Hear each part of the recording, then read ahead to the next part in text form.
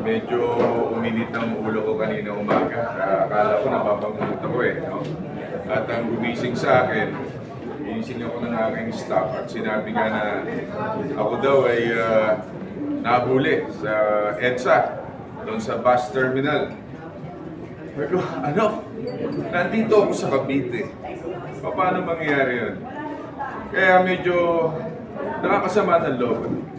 Dahil yung mga ganitong klaseng mga parata, katulad ko, may mga pinagdaanan tayong, kumbaga may phobia tayo dito na masakit na pinagdaanan. Tapos eto na naman, yung mga maling parata, parang medyo nagpanting yung tenga ko. Kaya aminin ko sa inyo, medyo napikon talaga ako. And I want them to explain kung sino ba talaga ang Bong Revilla yung nakita nila. Baka naman kaluluwa ko yung nakita nila doon. At una-una, hindi ko kotse yun.